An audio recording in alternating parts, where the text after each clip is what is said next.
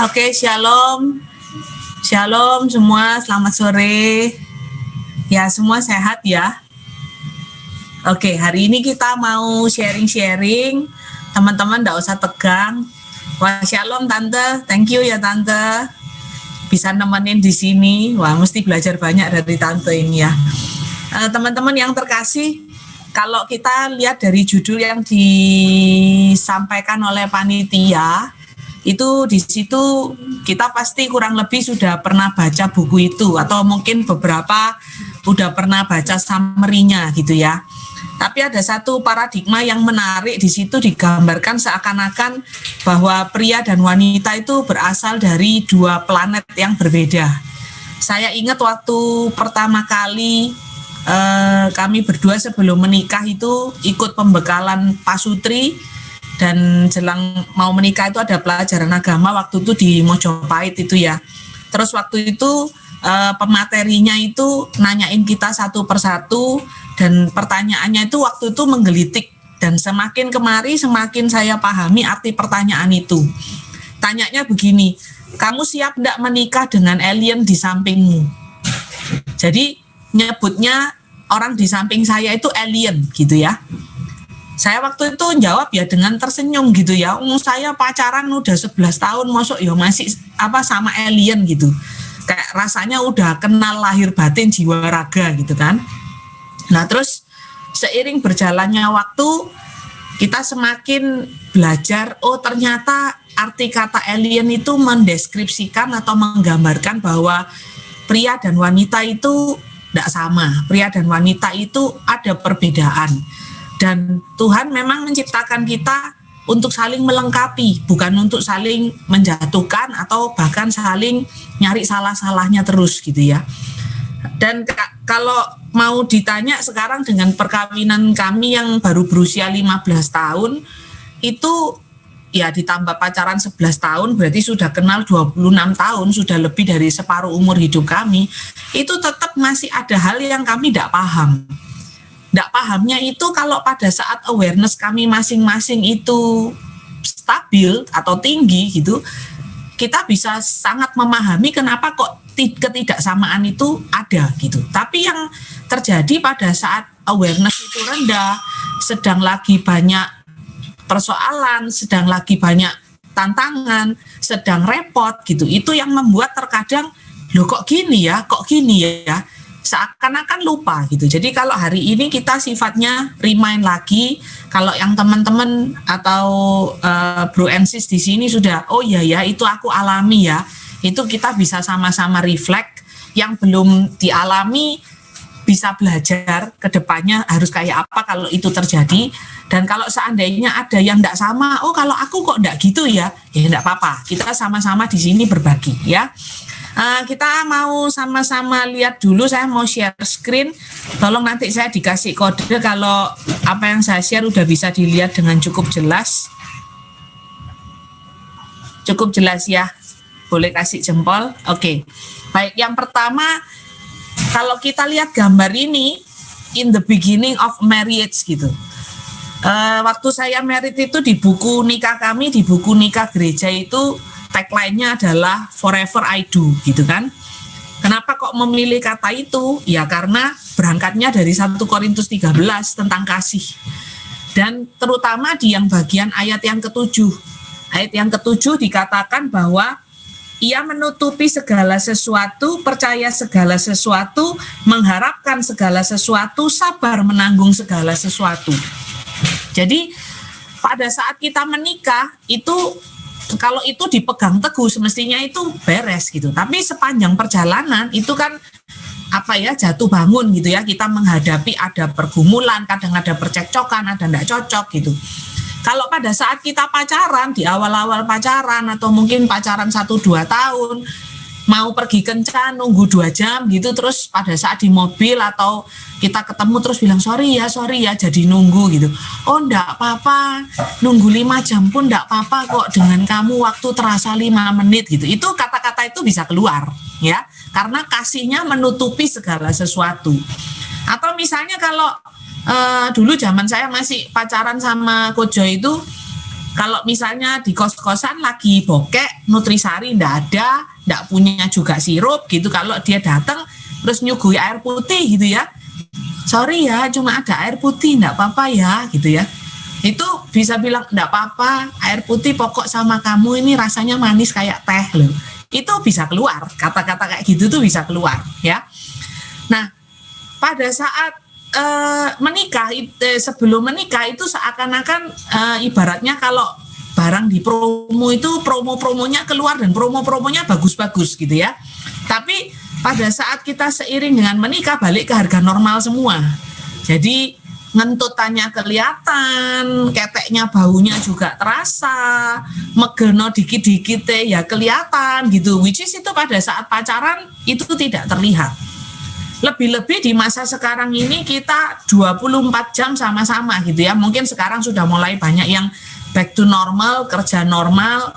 Tapi pada saat kita bersama-sama terus, seakan-akan hal-hal kecil-kecil itu menjadi kelihatan dan kita menjadi tidak bisa menutupi segala sesuatu seperti pada waktu pacaran. Kok rasanya kok kayak gini ya? Masalah odol habis dipakai tidak ditutup aja bisa bikin jengkel. Masalah ditanyai kunci di mana? Oh memang kamu naruh kunci itu selalu hilang kok. Itu juga bisa jadi masalah. Atau misalnya yang banyak kami alami terkadang itu nanti kalau selesai yang terakhir matiin AC ya, itu nanti tidak dimatiin gitu. Loh kok mesti sih gitu. Itu hal-hal seperti itu akhirnya membuat 1 Korintus 13 ayat 7 ini kayak pelan-pelan itu terhapus gitu. Nggak bisa menutupi segala sesuatu. Ya. Terus seakan-akan pada saat kita pacaran itu kita masih bisa memaklumi semuanya. Cerewetnya dimaklumi, bawelnya dimaklumi, jam karetnya dimaklumi. Dan kita mungkin masih punya pengharapan bahwa oh ya dia kan memang masih akan bisa berubah, manusia itu bisa berubah. Nanti pasti dia bisa lebih baik dan seterusnya dan seterusnya. Nah, ini yang membuat pada saat kita menikah itu tak jarang kita itu bawa pengharapan, bawa ekspektasi. Dan kalau kita terus bawa itu, kita tidak bisa belajar dan berdamai dengan keadaan. Jangan heran kalau kita akhirnya lelah, exhausted dengan perkawinan. Terlebih kalau misalnya kita lihat life cycle ini, pada saat kita single, kita mau tidur tidak pakai baju, kita mau tidur miring kiri, miring kanan, nungging, kayak apapun, tidak ada masalah. Mulai menikah, kita mulai ada alien di sebelah kita gitu ya, yang harus, eker-ekeran, satu tidak mau tidur lampu nyala, satu tidak mau tidur pakai AC dingin, satu tidak mau selimutnya kayak gini, wis pokoknya tidak, mulai ketemu ketidakcocokan. Saya sampai sekarang itu kepinginnya, sampai sekarang masih punya keinginan kalau tidur lampunya mati. Tetapi jam tidur saya sama Kojo itu kadang tidak sama, dia lebih kuat melek. Akhirnya yang terjadi lampu masih nyala. Itu kadang bisa gini, aku tuh pinginnya lampu mati loh, tapi kok tidak dimatiin gitu ya. Terus tapi saya juga harus bisa mengerti bahwa loh dia masih repot, dia masih ada kerjaan. Kalau lampu dimatiin nggak bisa kerja gitu. Yang terjadi ya diakali pakai penutup mata atau apapun. Nah, kehidupan perkawinan itu life cycle-nya terus kan berkembang gitu ya, mulai ada anak. Lah itu kalau digambar itu kan anaknya 1. Lah kalau saya sama Kojoy anaknya 4. Sampai sekarang bikin kompromi, Senin anak pertama boleh sama kita, Selasa anak kedua boleh sama kita, Rabu anak yang kembar yang ketiga boleh sama kita, Kamis anak yang keempat, Jumat Sabtu Minggu itu baru kita bisa sama-sama lagi gitu ya. Kompromi-kompromi itu jadi harus dibuat, tapi terkadang juga ada rasa itu, kok kamu mengizinkan sih anakmu tidur sama kita? Kok kamu enggak membiarkan mereka bubuk sendiri? Kadang hal-hal seperti itu yang kecil-kecil, perbedaan-perbedaan itu seringkali enggak ketemu gitu ya. Kalau pria itu katanya prinsipnya, wis lah, pokoknya yang penting itu prinsipnya kayak gini, yang penting itu aman, enggak ada kamu anak-anak pun aman. Tapi kalau saya dari sisi wanita itu kepinginnya itu yang nyaman. Hal yang simpel aja, suami saya tuh paling enggak suka kalau saya itu kadang misalnya anak-anak makannya agak lama, terus cepet-cepet itu pingin cepet selesai, tak suapi. Itu bagi suami saya, kok kayak gitu sih, mau sampai kapan kamu suapi? Nah, Kadang kalau anak saya yang paling kecil itu disuapi itu makannya bisa banyak. Seorang mama ini happy kalau anak itu bisa makan banyak. Tapi bagi suami saya, wes toh, nanti dia kalau lapar itu nyari sendiri. Wes kamu ndak usah kayak gitu. Nanti repot sendiri kalau udah ada kamu gitu ya. Nah, kadang perbedaan-perbedaan itu ndak ketemu. Nah, kenapa kok seperti itu? Kalau kita wanita itu memang dengan pria secara struktur otak itu berbeda. Kalau dikatakan pria itu otaknya lebih helikopter view. Kenapa kok saya cari gambar helikopter gitu ya? Karena helikopter kalau kita lihat naik helikopter dari atas kita tuh bisa lihat secara keseluruhan. Kita lihat goal besarnya, kita lihat secara garis besarnya kayak apa. Tapi kita nggak bisa lihat detailnya. Cuman kelihatan oh ada genteng, oh ada sawah, oh ada sungai, oh ada pantai. Hanya seperti itu. Tetapi kalau wanita itu otaknya melihat di dalam gentengnya itu ada apa ya? Di zoom lagi, oh di dalam genteng itu ada berapa kamar ya? Di dalam kamar itu ada berapa ranjang ya? Di dalam ranjang itu ada berapa anak ya? Oh anaknya laki atau perempuan ya? Go deep gitu. Dan kalau kita mau paksakan ini mau disamakan, itu enggak ketemu kalau kayak gitu terus. Nah Tuhan memang menyediakan itu tujuannya adalah pada saat yang pria helikopter view, yang cewek menolong, mensupport, memperlengkapi dengan yang begitu, dengan yang detailnya itu. Contoh yang sederhana kalau kita ndak bisa menerima, berdamai dan memahami maksud Tuhan tentang bahwa pria itu yang memimpin, wanita yang menolong, itu seringkali begini. Kalau seringkali saya sering terima curhat gitu ya dari teman-teman. Mungkin teman-teman di sini juga ngalami yang paling simpel misalnya gini. Cowok itu bilang gini, ini liburan ini nanti wis sumpek di rumah terus pandemi ini boleh kok sekarang boleh swab. Ayo pokoknya liburan nanti Desember ke Bali ya. Cuman keluar satu kalimat, Desember ini kita ke Bali. Sekarang umumnya, jadi helikopter view-nya ngomong Desember ke Bali. Umumnya terus yang lebih detail, yang lebih ribet mempersiapkan, berarti itinerarinya kemana, terus pesen tiketnya kayak apa, tidurnya di mana, berapa malam, dan kalau misalnya mau jalan darat, wah biasanya wanita sudah sibuk mempersiapkan. Kalau kayak saya gini anak banyak 4, sudah mempersiapkan snacknya apa, bajunya kayak apa, baju renangnya kayak apa, mainannya di pantai kayak apa, nanti terus ke wahana ini kayak apa. Itu hanya dari satu kata helikopter view, Desember ke Bali. Nah, kadang kalau ini tidak dipahami, itu yang membuat kalau kita terus-terusan mikir bahwa enak kamu tinggal ngomong, yang repot siapa? Itu yang membuat akhirnya kita tidak bisa bekerja sama untuk mewujudkan itu. Nah, perbedaan ini mesti kita pahami. Kalau cowok itu otaknya dari A ke B, titik. Ditanyai, caranya kayak apa? Embo, pokoknya dari A ke B.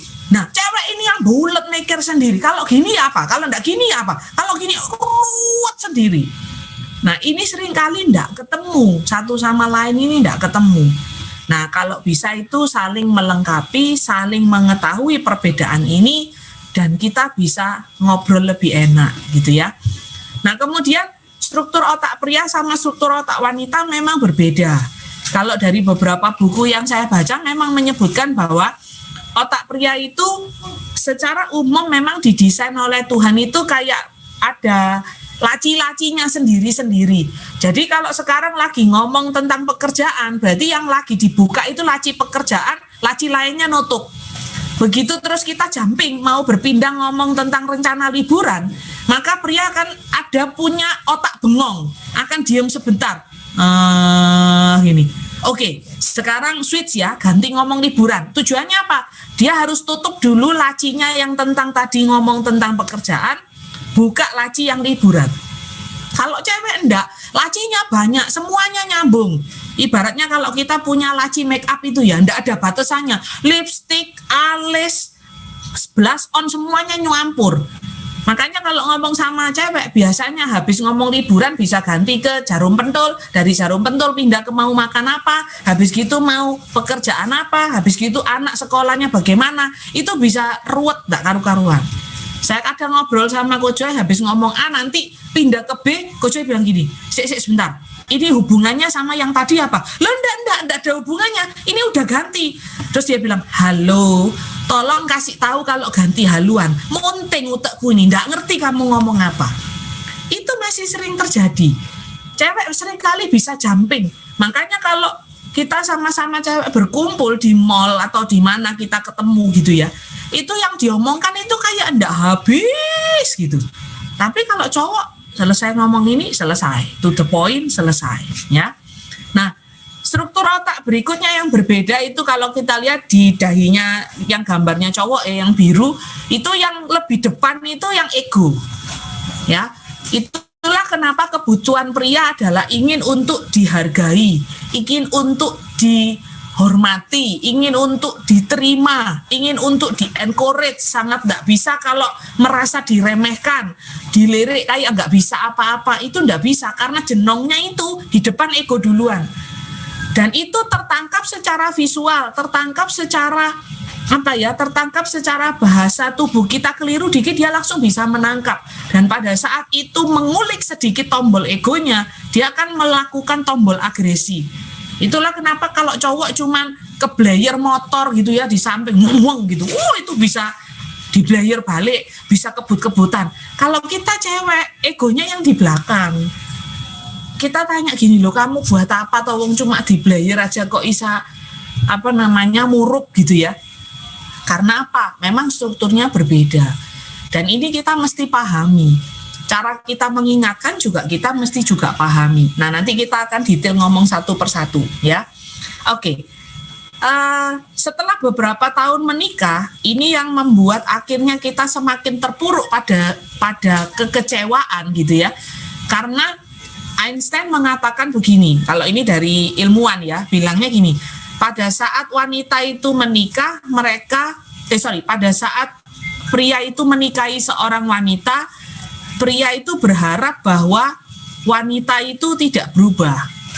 Ya, tidak berubah dalam hal mencintai dia, tidak berubah dalam hal segala ya, penampilannya, caranya perhatian, dan seterusnya.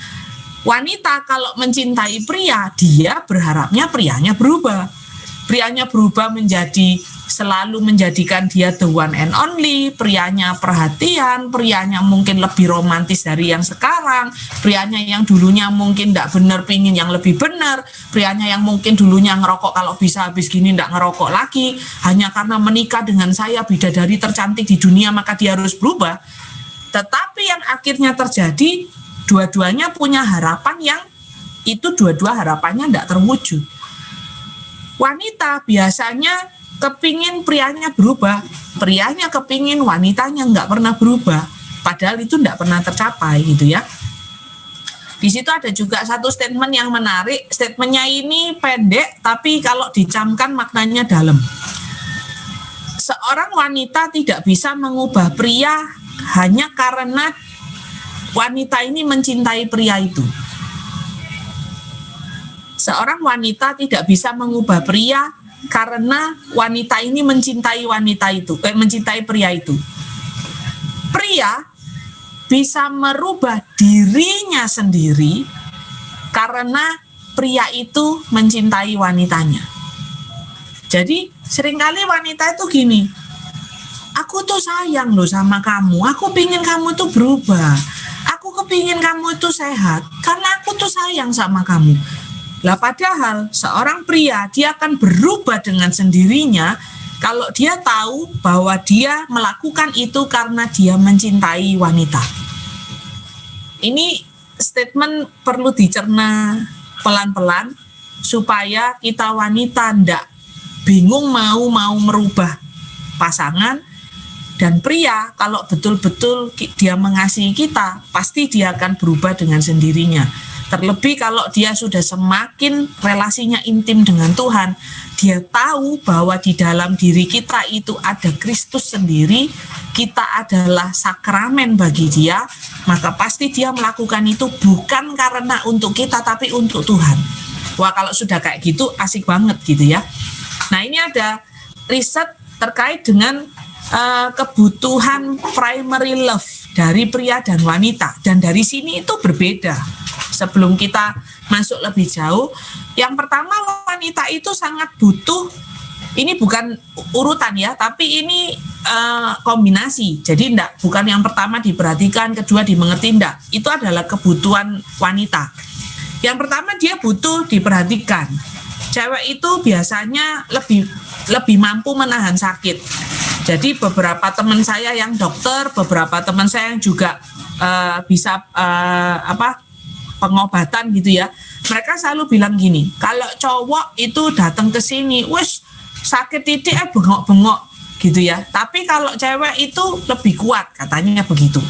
Tapi cewek pun itu kalau sampai bilang aku sakit, itu berarti dia juga butuh diperhatikan, butuh disayang ya. Yang kedua dia butuh dimengerti. Lebih-lebih kalau di sini para cowok, cewek itu biasanya kalau PMS ya, itu biasanya dia sendiri kadang bingung dengan dirinya. Kok aku kayak gini ya? Kok tiba-tiba aku ini kayak ngomong kok bisa konslet sendiri ya? Ya, itu ada beberapa orang yang mengalami seperti itu.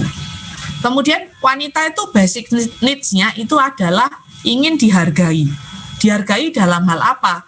Ya itu yang dilakukan wanita itu kan hal kecil tapi banyak dan seakan-akan tidak selesai.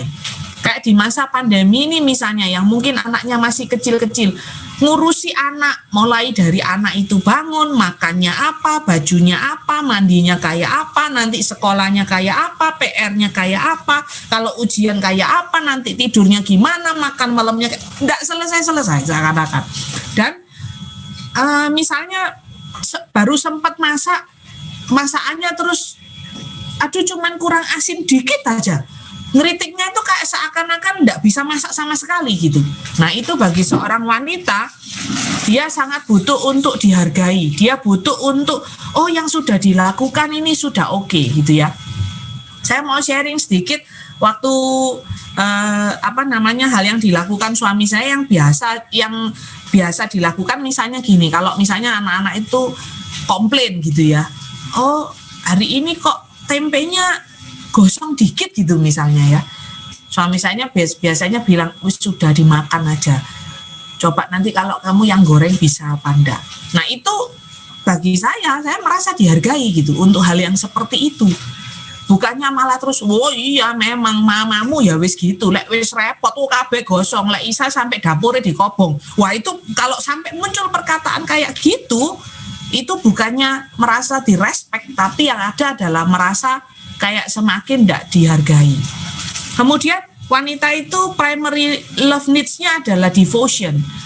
Sangat butuh untuk disayangi, dijadikan the one and only dengan kesetiaan. Nah ini terkait dengan rasa aman. Nah makanya kalau cowok-cowok mungkin sampai sekarang ada yang istrinya masih sering tanya gitu ya, kamu sayang aku apa enggak gitu. Nah itu kalau ada pertanyaan itu berarti dia lagi kepingin untuk kembali diingatkan bahwa Anda sayang sama dia, devoted to her gitu.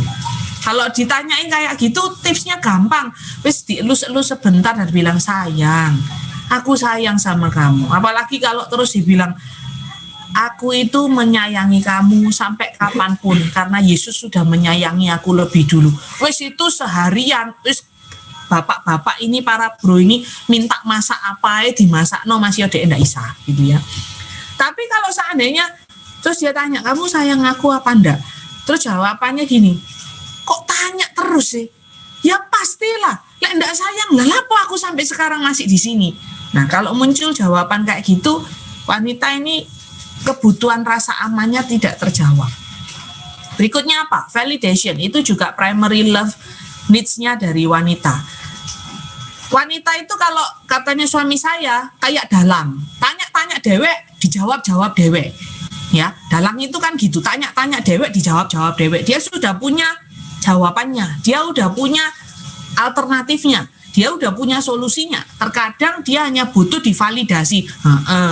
Oke, gitu. Pernah enggak mengalami pada saat dia menyampaikan habis tanya terus apa enggak enaknya diginikan ya? Lah bro, para pria itu otaknya memang biasanya adalah otak negasi untuk memberikan alternatif yang lain. Nah biasanya terus di situ wes terjadi, lo kamu kok enggak menyetujui sih? Nah, padahal yang dibutuhkan wanita pada saat dia ngomong semestinya biasanya dia sudah punya alternatif jalan keluar, alternatif solusi. Yang dibutuhkan divalidasi tok. Ya wis oke, pokoknya hati-hati aja. Ya. Atau misalnya pingin beli sesuatu gitu. Biasanya itu muter dulu gitu kan. Kalau saya itu biasanya kalau kepingin lewat Dokter Sutomo gitu, kepingin rujak manis gitu ya. Kadang kan ngelihat jalannya rame gitu, sungkan kalau tanya ke suami saya boleh ndak mampir, nanti takutnya kalau ganggu lalu lintas gitu. Biasanya itu tanya gini, kamu mau rujak apa ndak? Lagi pingin rujak apa ndak? Padahal itu semestinya saya yang kepingin. Saya cuma butuh divalidasi dengan kamu mau beli yo, masih rame susah parkirnya tak parkir no, mau beli yo. Dengan kayak gitu, hal yang sederhana, beli rujak mungkin 15.000, itu bisa merasa aku dikasihi, aku ini, mereka itu tahu kebutuhanku gitu ya. Berikutnya Mbak, terkait dengan reassurance. Reassurance ini juga needs dari wanita merasa terjamin, secure, seperti tadi merasa dikasihi, menjadi prioritas, dan juga termasuk reassurance dapur ini ngepul. Jadi kalau besok mau makan apa sudah ndak bingung gitu ya. Biasanya itu wanita itu merasa secure, merasa lebih aman. Nah, kalau di pria kebutuhannya apa? Pria itu butuh untuk bisa merasa dirinya itu bisa dipercaya. Jadi hopefully apa yang hari ini kita bicarakan itu bukan hanya sebatas knowledge, tapi bisa membuat kita mencoba menerapkan apa yang bisa aku rubah, apa yang bisa aku perbaiki tanpa aku menuntut pasanganku untuk berubah.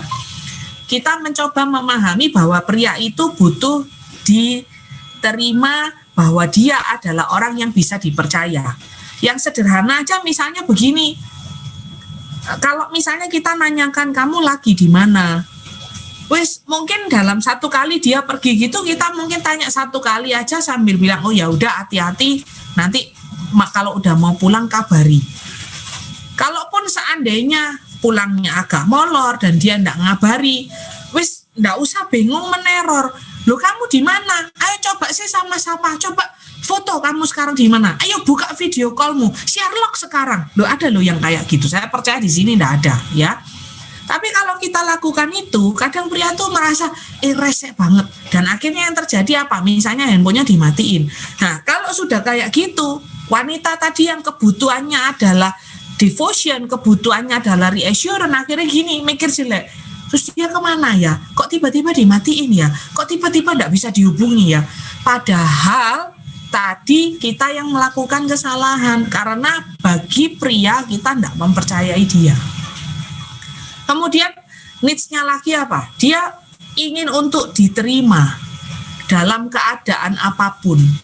Contohnya misalnya banyak yang ya belakangan banyak bersharing di kondisi-kondisi pandemi ini mungkin bermasalah dalam hal kesehatan, bermasalah dalam hal keuangan, akhirnya misalnya jatuh lagi ke manusia lama, pelariannya keliru gitu ya. Nggak lari ke Tuhan, kering, tapi terus nggak tahu mungkin lari ke kehidupan lama yang salah. Yang terjadi pada saat pria itu misalnya nggak tahu apakah yang cewek menemukan sesuatu atau pas cowoknya bikin pengakuan, yang dibutuhkan oleh seorang pria adalah diterima, acceptance. Aku kayak gini, kamu bisa terima aku apa enggak? Bukan dijatuhkan, bukan maksudnya tambah kayak wis memang kamu tuh nggak bisa diharapkan, nggak bisa dianggap pokoknya jadi orang. Nah itu membuat pria merasa nggak nyaman. Kemudian apa? Penghargaan. Itu tadi terkait dengan otaknya yang egonya di depan besar itu ya, yang egonya lebih mendahului itu. Lebih-lebih berilah penghargaan kepada pria, misal kalau di depan teman-teman atau di depan anak-anak. Berilah penghargaan itu. Pria akan bisa merasakan kok kalau kita ini ke dia tidak menghargai atau tidak. Atau yang paling sederhana, berapa banyak dari teman-teman yang misalnya ke suami pernah enggak bilang thank you ya, kamu sudah kerja keras untuk keluarga ini. Thank you ya, kamu sudah kreatif di masa pandemi ini tetap berjuang untuk bisa buat anak-anak tetap bisa sekolah. Tapi berapa banyak mungkin ada yang tidak merasa dihargai oleh pasangannya, akhirnya bingung mencari penghargaan di luar. Yang di rumah tidak bisa menghargai dia, di luar lebih bisa menghargai dia. Berikutnya apa? Pria itu butuh untuk admiration, itu maksudnya dia merasa kita bangga punya pria, punya suami seperti dia. Pernah enggak kita ngomong seperti itu, aku bangga loh jadi istrimu, aku bangga loh punya suami seperti kamu. Kebanggaan itu bagi pria adalah satu kebutuhan. Saya kalau misalnya lagi ngobrol-ngobrol gitu ya sama Coach Joy, saya selalu bilang gini, sejak dari awal saya pacaran, saya selalu tahu bahwa kamu adalah orang yang berprinsip.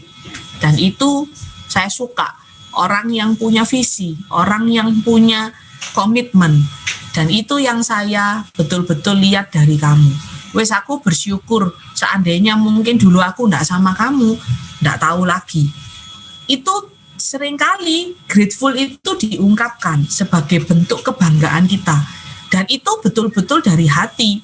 Terlebih kalau misalnya kadang saya di berita gitu ya, nemui ada kasus begini, terus saya gini, oh Tuhan terima kasih loh, Tuhan kasih saya pria yang orangnya sangat komitmen, orangnya sangat berprinsip, kalau sudah tahu bahwa kebenarannya gini itu ya kayak gini, meskipun mau diomongi orang kayak apa, lurus ya lurus gitu ya.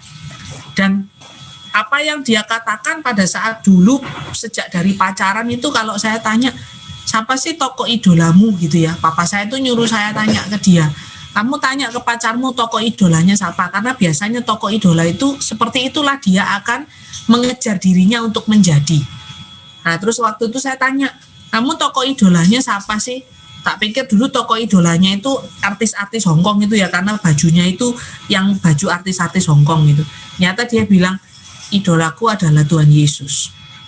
Wah, itu bagi saya itu sesuatu yang seringkali saya bilang bahwa saya bangga gitu ya, kalau saya punya suami yang bisa mengidolakan Tuhan. Dan itu adalah idola yang paling indah gitu ya. Itu kita perlu admire ke dia. Kemudian berikutnya apa? Pria itu butuh approval, butuh untuk disetujui. Nah, yang paling banyak itu misalnya gini, yang sering tidak ketemu itu pria itu sukanya beli untuk sesuatu yang future, tadi terkait helikopter view itu ya, sesuatu itu yang future, sesuatu yang sifatnya investasi, sesuatu yang kelihatannya besar di titik sekarang, yang kadang wanita itu enggak ngerti arahnya dia mau kemana. Misalnya kalau yang hobi fotografi, beli kamera yang mahal, tiba-tiba pulang sudah ngomong aku beli harga sekian. Wah biasanya itu ceweknya itu langsung, lu kok bisa, buat apa? Kadang yang dibutuhkan pria adalah approval. Aku tahu kamu beli ini pasti sudah kamu pertimbangkan, tujuannya pasti baik, ini bukan expense, ini adalah investment. Dan itu adalah bentuk pria merasa dikasihi. Atau misalnya apa yang hobi gadget, atau yang mungkin hobi apa ya sekarang sepeda dan seterusnya. Ada teman saya yang sepedanya itu banyak, habis beli ini ganti lagi, beli ini ganti lagi. Nyata dia punya helikopter view, dia memang punya beberapa grup bersepeda dengan tujuan supaya dia punya network yang baik. Dengan punya network yang baik, oh nanti kalau anaknya mau usaha ini ada kenalan ini, anaknya yang kedua mau usaha ini ada kenalan ini. Dan itu dia bangun bukan dengan sembarangan, dia bangun dengan niat yang baik untuk keluarganya. Dan pria butuh di-approve untuk hal itu. Berikutnya lagi apa? Encouragement. Pria itu butuh disupport, terlebih pada saat dia merasa fail, dia merasa jatuh, merasa gagal.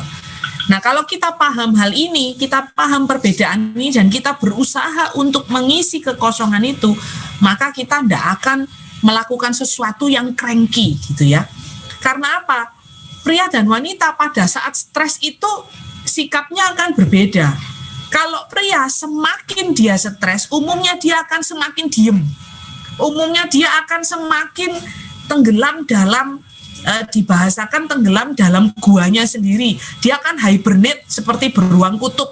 Dia betul-betul need to be alone karena di dalam otaknya I have to solve the problem. I can solve the problem. Itu jiwa yang ada di dalam dirinya. Dan kalau kita tahu itu adalah kebutuhannya pria, wes ojo ditanyai, jangan digerunengi terus. Kamu apa sih? Kok nak mau ngomong sama aku? Apa mungkin aku bisa bantu? Terus ngomong. Nah, kalau kita tahu bahwa dalam keadaan seperti itu dia withdraw, ibaratnya dia kayak kura-kura yang kepalanya masuk. Dia perlu tenang sebentar, beri pria waktu. Nah, kenapa kok ini akhirnya bisa jadi gesekan? Karena sebaliknya, wanita semakin stres, itu biasanya dia semakin cari perhatian dengan cara apa? Ngomel. Makanya para bro kalau ngelihat istrinya ngomel di titik apa, nah berarti dia lagi butuh perhatian di situ. Misalnya dia lagi ngomel, anak ini ya ndak bisa dikasih tahu ya, ngomongnya kata kuncinya anak A, berarti bantu, tolong dia beri perhatian dengan sesekali anaknya ditarik, anaknya dipegang, terus dibilang, ayo ngomong ambek papa yuk, kasihan lo mamamu. Wah, itu bagi wanita pertolongan yang luar biasa, butuh dimengerti, dan yang paling simpel butuh dipeluk. Pada saat wanita itu stres, dia biasanya akan cranky gitu ya, kepingin untuk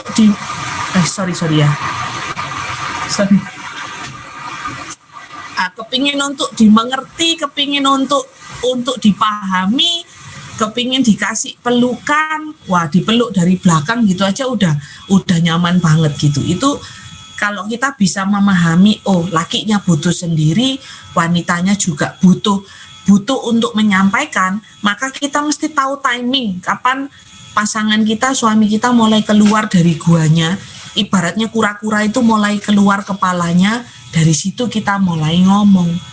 Lah kalau satunya butuh diem, satunya butuh ngomong, bisa bayangkan kalau ini dipaksakan, yang ini ngomong terus ininya pelepasan, yang ininya kemasukan.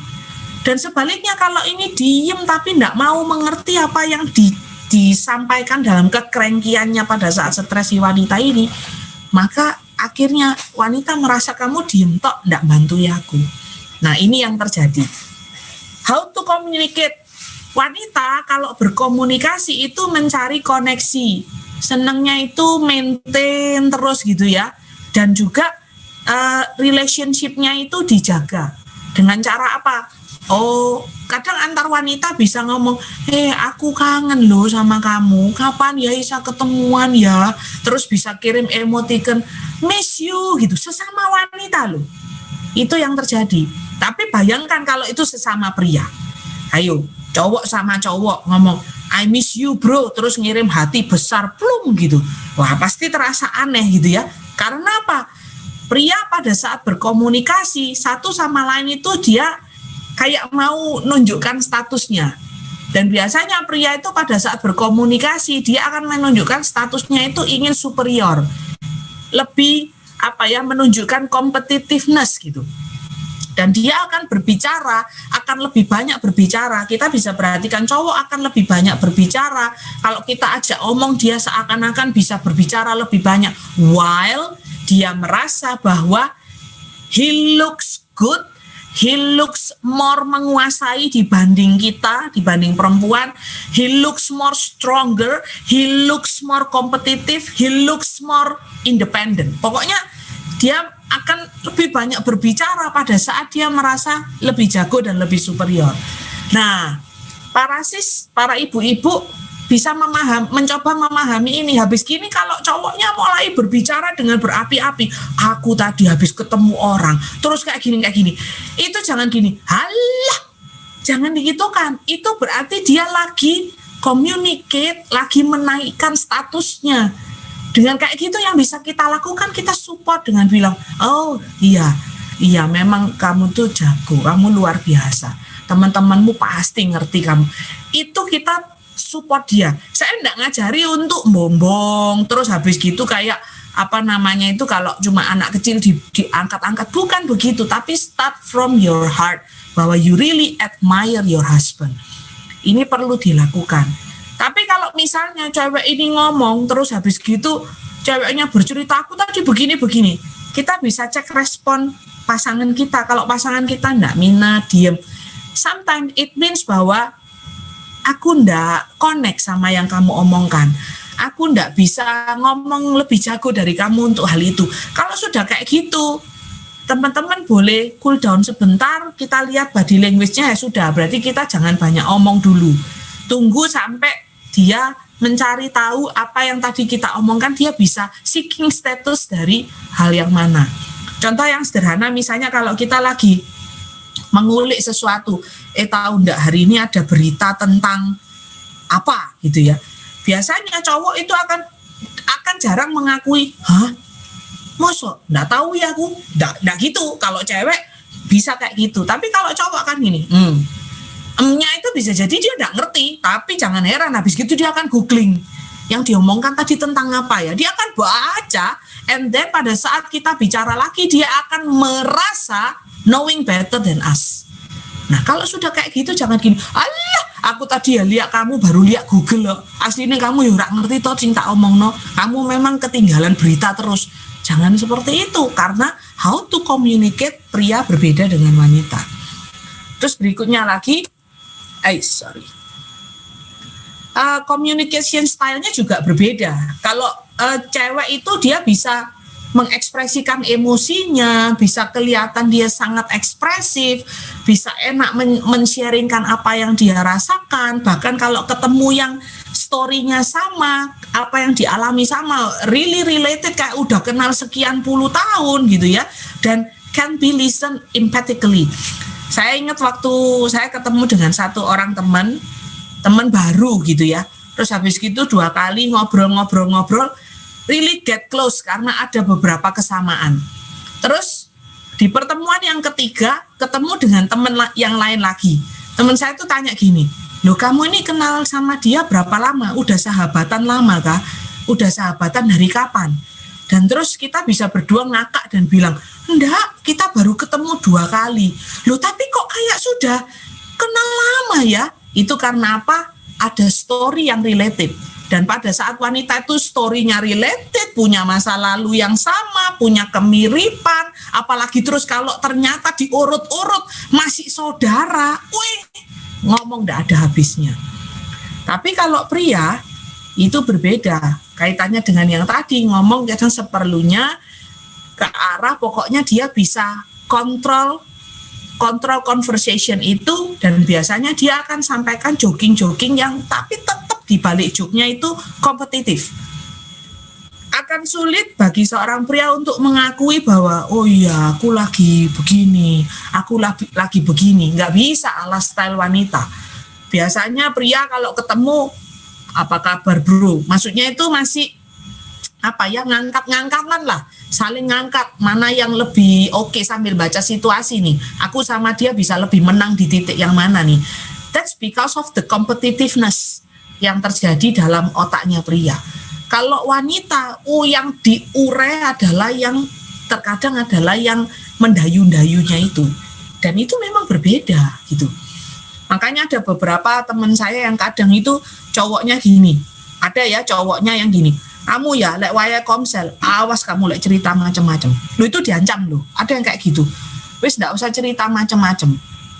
Kamu tuh ndak ngerti orang lain akan menilai kamu kayak apa. Wis kamu diem aja. Itu ada yang mengalami begitu. Tapi bukan di sini, pasti bukan di sini ya. Karena apa? Cowoknya bilang aku akan menyelesaikan masalah ini. Wis percaya sama aku, ndak usah ngomong-ngomong gitu. Nah, kalau kita bisa memahami bahwa cowok punya area kompetitif di situ, ya berarti kita bisa mengukur gitu. Sampai mana kita berbicara, sampai mana kita menyampaikan yang bisa menghargai, tetap respect pada pasangan. Ya. Kemudian persepsi kita juga ada differing gitu ya.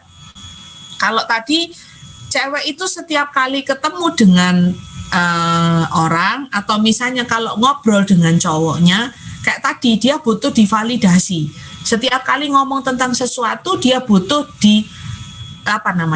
diiyai gitulah istilahnya ya. Dicari similarity-nya. Lah tetapi sebaliknya kalau cowok itu Karena dia adalah pencari solusi, dia adalah pencari alternatif, maka biasanya begitu cewek itu mengungkapkan sesuatu, bagi cowok itu mau memberikan solusi, tapi di telinganya cewek terdengarnya adalah kamu nggak setuju dengan apa yang aku sudah lakukan. Nah, ini different yang mesti kita pahami. Cowok pada saat ngomong apa ndak sebaiknya gini ya, itu bukan berarti dia itu menentang kita, bukan. Tetapi dia memberikan alternatif dari sudut pandang helikopter view yang bisa jadi itu lebih baik. Dan kalau kita bisa melihat, oh dia sudut pandangnya gini ya, didengarkan dulu, dan kadang kita bisa bilang, oh iya ya, kok bisa ya kamu mikir gitu, aku nggak mikir loh sampai sana. Karena apa? Kita cewek mikirnya cuman uplik di situ, kalau cowok mikirnya lebih luas. Nah, makanya kalau dalam hal apapun yang bisa saya lakukan, kalau saya sama Bro Joy misalnya, kalau dalam komunitas gitu, terus misalnya kami terlibat dalam satu proyek tertentu, satu penugasan tertentu, saya biasanya lebih merasa nyaman dan aman kalau suami saya juga ada di situ.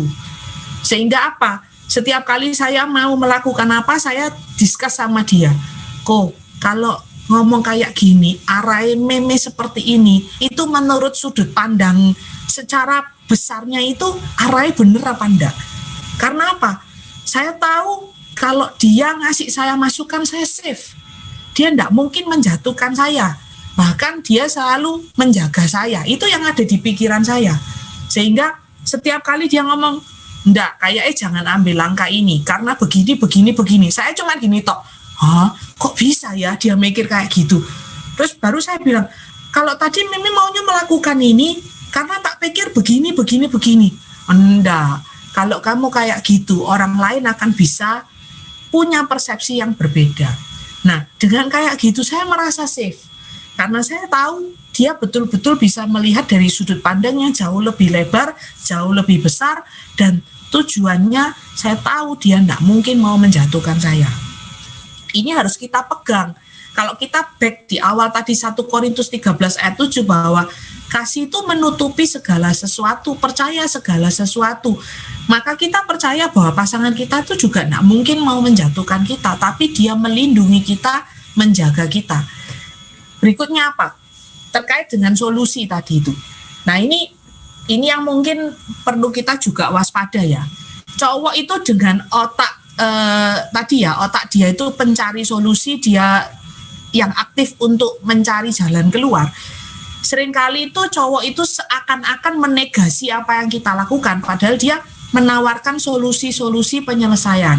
Tapi terkadang akhirnya terdengar oleh suara di telinga wanita, terdengarnya adalah, kamu ndak ngerti perasaanku, aku tuh cuma pingin mbok wes titik gitu, ojo di komen gitu ya. Nah, sementara wanita itu yang sering kali terjadi, kalau cowoknya misalnya dia hanya ngomong, aku tadi habis ketemu temanku, dia lagi butuh uang, ya sakno lah tak bantu. Terus langsung wanita itu biasanya terus bergaya ibu peri, memberi banyak nasihat. Loh, kamu itu loh, mestinya jangan kayak gitu. Kamu apa ndak tahu ta, dulu pernah begini. Kamu sungguhan sudah lihat ta, dia sekarang udah kayak apa. Orangnya tuh nasihatnya banyak. Padahal pria itu terkadang ndak butuh untuk dinasehati. Dia akan bilang, aku wis minjemi, aku wis ngasih titik. Dia mungkin akan bilang begitu. Dan pada saat itu, tanpa sadar wanita masih menawarkan nasihat. Mestinya ndak gini, aku makan ya terserah lah, kamu ndak mau, repot kalau sudah kayak gitu ya. Terus juga terkait dengan apa, pria kalau sudah pegang kemudi setir itu sudah kita pasrah aja dan percaya bahwa dia pasti nyetir dengan benar. Nah, ini yang susah. Saya pun kadang masih gitu, makanya kadang saya gini, mending aku nggak bisa nyetir ya.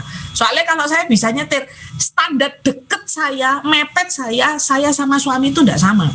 Dia kalau ngajari saya nyetir itu kalau di jalur kanan harus begini, di jalur kiri harus begini. Kalau saya tetap jaga jarak jauh gitu, jaga-jaga kalau ngerem dadak nututi, kagetan soalnya. Nah, itu yang membuat kadang kalau misalnya dia nyetir mepet gitu, saya ngerem sendiri gitu ya, dan tangan ini refleks, awas, hati-hati, itu udah jerit. Itu dia bilang gini, apa sih, Isa, ndak apa-apa, tenang lah. wis percaya aja. Bahkan suami saya mesti bilang gini, lebih kamu tidur, pokoknya nanti nyampe. Nah, kita perlu memahami nih bahwa safe di tangan pria itu safe, dan kita mesti percaya akan hal ini. Nah, kemudian kalau tadi kebutuhan wanita adalah pingin dihargai, pria pingin merasa dibutuhkan. Nah, ini kita mesti tahu bahwa ini yang memotivasi antara pria dan wanita berbeda. So, kalau kita sudah tahu semuanya, ini pertanyaannya, how to overcome all of these differences, itu yang terpenting. Ya, kalau tadi saya sama-sama kita cerita tujuannya ini kita sama-sama bersharing, setelah ini kita mungkin akan berdiskusi, karena apa? Untuk overcome itu betul-betul kita butuh belajar hari ke hari, makin mengenal, makin memahami. Apa yang bisa kita lakukan? Start from now on, pada saat kita berbicara, berbicaralah tanpa menuduh. Nah, ini seperti dikatakan di Yakobus 1 ayat 19, ya. Di Yakobus 1 ayat 19. Bunyinya begini. Hai saudara-saudara yang kukasihi, ingatlah hal ini, setiap orang hendaklah cepat untuk mendengar, lambat untuk berkata-kata, dan juga lambat untuk marah. Berbicaralah tanpa menuduh, berbicaralah bukan yang negatif, bicaralah bukan yang menghakimi, berbicaralah bukan yang sudah punya prejudis, tapi berbicaralah dengan hati yang murni, yang tulus, tanpa punya niat merasa diri yang paling benar. Karena apa? Kalau kita mau melihat dari sudut pandang pasangan kita itu bisa benar dengan point of view-nya dia. Mungkin teman-teman pernah lihat ada gambar pria dan wanita berdiri di dua sudut yang berbeda, yang satu lihatnya sebagai angka 6, yang satu melihatnya sebagai angka 9. Kalau kita ngelihat di sisi yang sana terlihat 6, kalau lihat di sisi kita terlihat 9. Kalau kita bisa pahami itu, maka kita tidak akan berbicara yang menuduh, kamu itu loh 9. Kalau sudah kata-kata kamu itu loh, itu tuduhan. Ya. Berikutnya apa? How to overcome these differences yang bisa kita lakukan? Menjawablah tanpa berdebat. Kayak Yesus itu loh. Yesus kan waktu diadili itu kan tidak yang kata ngotot toh. Yesus jawabnya santai, cuman bilang kerajaanku bukan dari dunia ini. Dan pada saat ditampar, disesa, Yesus cuman bilang, kalau kamu menemukan aku salah, katakan salahku di mana. Kalau kamu kalau kamu tidak menemukan salahku, kenapa kok kamu menampar aku? Tidak yang kata berdebat, tapi jawabannya itu bisa membuat orang itu berpikir tanpa harus otot-ototan. Karena apa? Perdebatan itu tidak menyelesaikan apapun. Biasanya semakin kita berdebat, perkataan kita nadanya tinggi, gitu, ngegas. Kalau sudah ngegas, kita sudah tidak pakai hati. Yang ada adalah eker-ekeran, kepingin lebih didengar.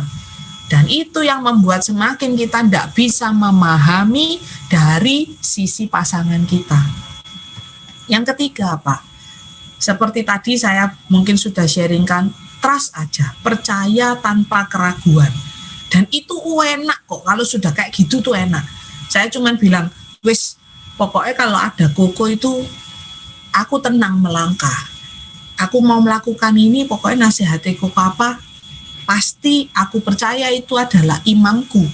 Itu adalah dari Tuhan yang berbicara. Tapi bukan berarti terus suamiku tuh tidak mau terima masukan, tidak begitu. Seringkali kita berdiskusi dulu, terus nanti dia bilang, kalau dari sudut pandang besarnya ya Mi, itu kayak gini. Intinya itu kayak gini. Wes detailnya mungkin kadang kita kebelok-belok, tapi goalnya, intinya itu gini. Nah kadang karena saya wanita nggak bisa lihat goal besarnya itu apa.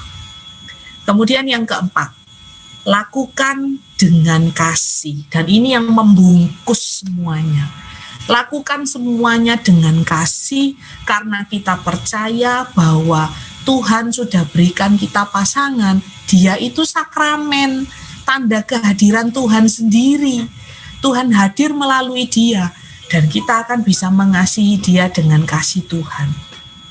Teman-teman, ini proses ya, nggak bisa terus kita dengar ini tuh ini aku mau berubah, habis gini aku nggak nuduh, habis gini aku nggak debat, habis gini aku nurut, habis gini aku percaya. Nggak bisa seperti balik telapak tangan, tapi at least ada satu komitmen di dalam diri kita yang didasari oleh kasih yang besar. Seperti awal mula bahwa kasih itu menutupi segala sesuatu, percaya segala sesuatu, maka kita akan bisa melihat every good points dari setiap hal yang dia sampaikan, dari setiap sudut pandangnya. Dengan seperti itu kita akan bisa relasi kita menjadi semakin baik. Kasih yang mengikat kita adalah kasih Tuhan. Saat kita mungkin deadlock, dia masuk gua terus, kita juga bingung, nggak bisa ngomong. Ayo kita sama-sama datang ke kasih yang abadi. Tanya sama Tuhan, Tuhan, aku harus start ngomong kapan? Aku harus start ngomong dari mana? Aku harus ngomong melalui apa? Tunjukkan Tuhan. Tapi dasarnya karena kasih yang besar, karena aku mencintai dia, aku mencintai perkawinanku, aku mau mencintai dia selamanya juga demi engkau dan anak-anak Tuhan. Tolong tunjukkan jalan. Jangan sampai gini, Tuhan aku capek, wis Tuhan, keliru ketoke. Nggak lagi. Tapi kita bungkus dengan kasih yang besar, maka perkataan kita nggak lagi menuduh, perkataan kita nggak lagi berdebat. Apa yang kita lakukan semuanya karena dibungkus dengan kasih Tuhan. Itu yang bisa saya sharingkan. Semoga bisa bukan hanya menjadi knowledge, sekali lagi bukan hanya menjadi knowledge untuk kita, tapi sedikit demi sedikit apa yang bisa kita ubah untuk memberikan yang terbaik untuk Tuhan yang hadir di dalam diri pasangan kita. Jangan lagi pernah berpikir, aku kurang apa Tuhan? Aku kurang apa? Kalau kayak gitu terus yang terjadi, kita akan menuntut pada pasangan kita. Tapi kalau kita, Tuhan, kalau aku masih kurang, Tuhan bentuk aku sehingga aku lebih baik lagi. Dengan kayak gitu kita tidak akan lagi terus melihat itu sebagai perbedaan, tapi kita melihat itu sebagai satu hal yang indah yang Tuhan mau bentuk untuk teman-teman dan saya. Tuhan Yesus memberkati. Mungkin saya boleh serahkan ke Melisa untuk jawab ya. Thank you banget buat Celinda udah memberikan penjelasannya, benar-benar terberkati banget. Melisa juga dan pasangan saya. Sebentar lagi teman-teman, sekali lagi kita akan ada sesi untuk tanya jawab. Kalau tadi mungkin Celinda lebih menjelaskan dari sudut pandang teorinya atau firmannya. Tapi untuk kali ini kita mau belajar mungkin sedikit, kita bisa belajar dari sharingnya pasangan Celinda dengan kami. Halo Ko, Shalom, selamat sore. Apa kabar? Baik-baik. Puji Tuhan, baik, sehat. Dan Oke, ini sudah ada beberapa pertanyaan yang masuk. Buat teman-teman Pak Sutri, mari kita cuma punya waktu 30 menit bagi yang mau punya pertanyaan di dalam kehidupan Pak Sutri, tentu saja yang berkenaan dengan men are from Mars and women are from Venus. Bagaimana cara menjembatani perbedaan-perbedaan antara pria dan wanita yang mungkin timbul di dalam keluarga, kehidupan rumah tangga Anda. Mari, pertanyaannya bisa segera di WA di nomor yang ada di layar, saya tunggu, dan tentu saja yang paling cepat masuk akan saya tanyakan terlebih dahulu ya. Ini sesuai urutan, jadi cepat buruan. Kalau ada pertanyaan bisa di WA sekarang. Oke, untuk Celinda dan juga untuk Ko Joy, pertanyaan pertama sudah siap ini. Mungkin bisa yang menjawab nanti dua-duanya ya, karena mungkin banyak yang kamu kan gara-garanya soalnya perempuan, ya pastilah jawabannya begitu ya, biasanya saling menyalahkan ya. Tapi karena ini udah cowok dan cewek, jadi ada dua perspektif yang berbeda yang mungkin bisa menjelaskan ya dari sudut pandang masing-masing. Oke, pertanyaan pertama, ini ada pertanyaan ya, ini dari seorang istri ini. Suami saya terus merasa dirinya benar, padahal kehidupannya juga tidak baik. Sudah dinasihati tetap tidak mempan. Dinasihati orang lain juga tidak mempan. Didoakan tidak mempan. Enaknya diapakan, Ci? Gimana? Dibungkus dan dikirim? Dipaketin aja atau gimana? Silakan. Ladies first. Kalau Ladies first. tandanya itu waktu dulu sekolah minggu ada lagu buang ke laut tiur gitu ya, enggak ada. Enggak ada kayak gitu. Ya gini loh, istilahnya itu ya kayak tadi kita cari tahu apa yang sampai bikin dia seperti itu. Di statement awal itu loh, wanita itu seringkali kepingin prianya berubah atas nama karena dia mencintai pria itu. Padahal kalau pria itu sungguh mencintai dia, wes gak usah diapa-apakan, dia pasti berubah. Nah sekarang lihatnya gini aja, apakah saya sebagai wanita layak dicintai sampai membuat dia berubah? Sehingga yang perlu dicek juga itu mungkin cara kita negur salah, mungkin cara kita ngomongi salah, mungkin cara kita mendoakan salah. Bisa jadi loh, pada saat kita berdoa, berdoanya kayak apa? Berdoanya apa gini, Tuhan, iki kata ya apa maneh itu tobat aku Tuhan. Loh, mungkin Tuhan mau pakai dia justru untuk membentuk kita. Itu kalau sudut pandang saya ya. Kalau mungkin suami saya punya pemikiran dari sisi pria ini ya. Iya. Silakan. Shalom semuanya. Saya hanya akan bersharing ya kaitannya dengan mungkin apa yang sering saya rasakan dan juga mungkin banyak pria-pria juga rasakan gitu. Nah, pada dasarnya bukan hanya suami dari mungkin salah satu istri tadi yang bertanya yang sering merasa selalu benar gitu. Pada dasarnya semua pria itu seringkali merasa selalu benar gitu. Termasuk saya juga kadang-kadang begitu gitu ya. Jadi buat istri tadi yang bertanya, saya mau katakan bahwa jangan khawatir, Anda nggak sendirian gitu ya. Jadi banyak istri di sini sebenarnya merasakan hal yang sama gitu. Nah, sekarang pertanyaannya adalah terus mau diapakan begitu? Pada dasarnya pada saat seorang suami atau seorang pria merasa benar, maka kita tidak bisa mengharapkan itu diperbaiki atau dibenarkan oleh pihak luar. Karena seorang pria itu dia sifatnya seperti seorang petarung gitu ya. Jadi kalau ada misalnya masukan dari luar yang sifatnya mau mengubah dia, sifatnya mau menantang dia, maka dia akan bertahan dengan temboknya. Semakin besar serangan itu, maka temboknya juga akan semakin tebal. Nah, seorang pria akan bisa berubah kalau muncul kesadaran dari dalam dirinya sendiri. Dan itu perlu kesabaran dari seorang istri, gitu ya. Nah, yang saya mau katakan adalah begini. Baik istri maupun orang lain, kalau misalnya berusaha untuk memperbaiki sang suami dengan cara mengatakan apa yang benar menurut istri atau menurut orang lain, maka suami itu akan sulit untuk bisa menerima. Tetapi gampangannya begini, pada saat misalnya kita bilang bahwa oke, kalau begitu kamu memang benar sudah. Kalau kamu memang benar, saya akan ikuti apapun yang akan kamu katakan. Saya sebagai istri misalnya ya, saya sebagai istri saya akan bilang begini, saya akan ikuti dan saya akan jalankan semua yang kamu katakan tanpa bertanya, tanpa ragu. Tadi mungkin sudah dibahas oleh Sis Linda, untuk percaya 100% kepada suami. Pada saat seorang istri berkata demikian, dan Sis Linda juga kan seringkali berkata demikian, itu saya sebagai suami, pada saat itu juga saya mulai berpikir, apa saya 100% benar ya? Jadi dengan ada kepercayaan dari istri dan juga mungkin dari orang lain, dari teman, justru kita sebagai suami itu mulai berpikir, apakah kita memang betul-betul sudah benar 100%, atau ada sesuatu hal yang harus diperbaiki atau harus dilengkapi.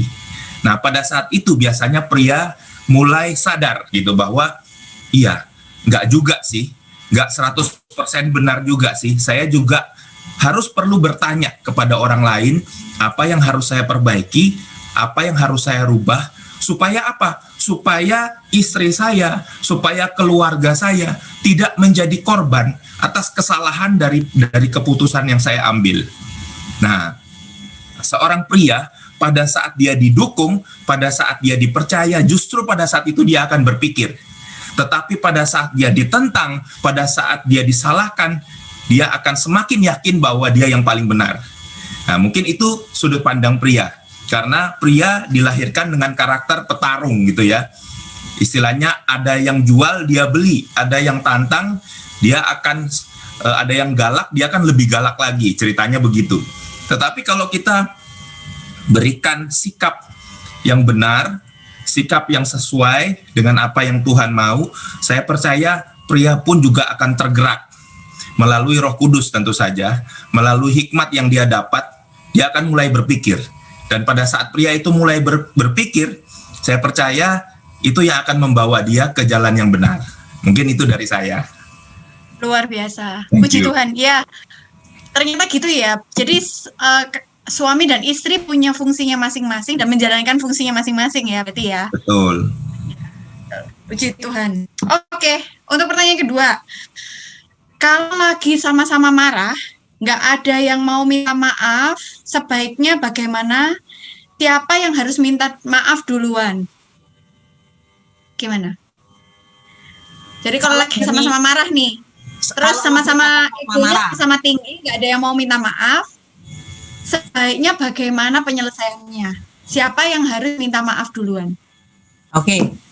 Kalau saya pribadi sama Coach Joy, biasanya itu yang kita lakukan adalah kita jauhan dulu. Soalnya kalau deket ibarat kabel Konslet. itu konslet. Jadi kabel kita ini sama-sama lagi terkelupas, itu kalau gini pasti jeglek gitu. Biasanya kita akan jauhan. Jauhan kita biasanya kalau dulu sebelum pandemi, misalnya Coach Joy ke ruang adorasi, saya ke Gua Maria. Pokoknya jauhan dulu. Tapi kalau sekarang enggak bisa, biasanya dia akan masuk ke guanya, ke tempat kerjanya. Kadang dia setel lagu rohani, kadang dia bisa itu lihat adorasi puspita itu, dia diem di situ. Saya sendirian juga. Pokoknya kita jauh dulu. Nanti habis gitu, nanti kita akan saling deket lagi. Kalau tak lihat mukanya juga udah enak, kadang dia juga deketi saya, mukanya udah enak. Kalau bahasa kami sih mungkin enggak sing kata sorry ya, kami enggak kata yang mendayu-dayu hanya dengan perkataan.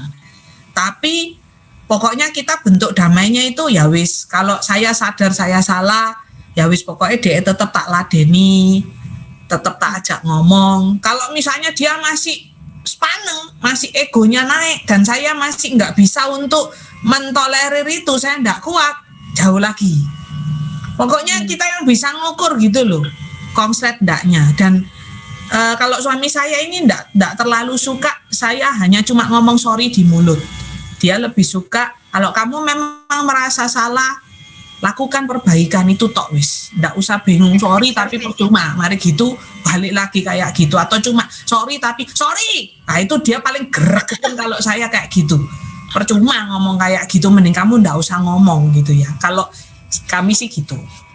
Ya. Kalau dari Koko Joy sendiri gimana? Jadi setiap pasangan itu pasti punya cara berkomunikasi masing-masing, gitu ya. Dan itu sangat dipengaruhi oleh culture, budaya yang menjadi latar belakang dari masing-masing, baik suami maupun istri.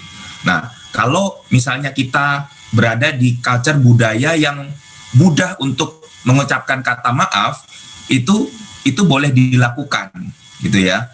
Nah, tetapi kadang-kadang ada keluarga memang yang berasal dari budaya yang sulit untuk mengucapkan kata maaf, tetapi kata maaf itu dikomunikasikan dengan cara yang lain, gitu ya. Nah, saya sendiri hidup dari keluarga yang sulit mengucapkan kata maaf, tapi bukan berarti kita tidak bisa sadar akan kesalahan, kita tidak bisa minta maaf, bukan. Tetapi kita seakan-akan begini, saya nggak mau hanya sekedar ngomong aja, tapi saya harus tunjukkan rasa maaf itu dengan perbuatan gitu. Nah, ini yang perlu dikenali terlebih dahulu antara suami dan istri. Nah, seorang istri juga harus peka terhadap suaminya, yang suami juga harus peka kepada istrinya.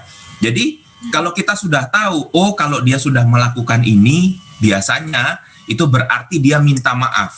Nah, itu bahasa yang harus saling kita mengerti. Materi Mars from Venus, Men are from Mars dan Women are from Venus, ini nggak cuma bicara skrip-skrip apa yang harus kita hafalkan gitu, bukan itu intinya. Tetapi intinya adalah bagaimana kita tahu bagaimana cara berkomunikasi dengan pasangan kita. Karena pasangan kita ini unik, ya kan? Dia hidup dari latar belakang apa, bagaimana cara dia berkomunikasi, ini yang harus kita kenali. Semakin kita mengenali pasangan kita, maka kadang-kadang tanpa satu kata pun kita sudah bisa mengerti apa yang dia mau. Tanpa satu kata pun kita mengerti apa yang dia maksud. Nah, ini lebih penting. Nah, perkara sikap yang kita mau, yang kita ingin tunjukkan, itu kita harus bereskan dengan pribadi dulu ya, dengan diri kita sendiri. Kalau kita udah beres, awareness kita udah mulai muncul, kita sedang tidak dalam emosi lagi, baru kita coba untuk berkomunikasi. Nah, saya selalu bilang pada istri saya, kalau kita belum beres dengan diri kita, dalam artian awareness kita turun, kita masih tertutup dengan emosi, jangan membuat keputusan apapun. Karena apa? Karena keputusan yang diambil saat kita emosi itu 90% salah, gitu ya. Jadi biarkan itu turun dulu, biarkan kita tenang dulu, baru kita mengambil keputusan dan melakukan komunikasi dengan pihak luar, dengan pihak eksternal. Mungkin dengan pasangan, mungkin dengan anak, mungkin dengan orang lain. Nah, baru kita melakukan komunikasi. Sehingga apa yang kita komunikasikan betul-betul kita lakukan dengan kesadaran penuh, bukan karena atas dasar yaitu ingin melepaskan emosi kita. Karena tanpa sadar kalau kita hanya ingin melepaskan emosi kita, bisa membuat orang lain kemasukan. Itu tadi yang istri saya bilang gitu ya. Jadi ya salinglah kita mengenal bagaimana cara pasangan kita berkomunikasi. Gitu. Oh ya, saya tambahin sedikit ya, kalau kami berdua itu ya, istilahnya kami berdua sudah sepakat, misalnya kalau lagi marahan, itu salah satu dari kami itu sangat mungkin dan kita saling memahami untuk bisa ngomong gini, sorry wes sampai sini stop dulu aja. Karena kalau ini kita lanjutkan, tambah ndak karu-karuan, ndak merantak kemana-mana. Pada saat cut loss itu dilakukan, itu kita sama-sama berdua sama-sama tahu bahwa ini tujuannya bukan untuk mau lari dari masalah, bukan. Tapi karena kita sadar kabel kita ini lagi ngelupas itu tadi. Kalau diteruskan pasti satu rumah jeglek.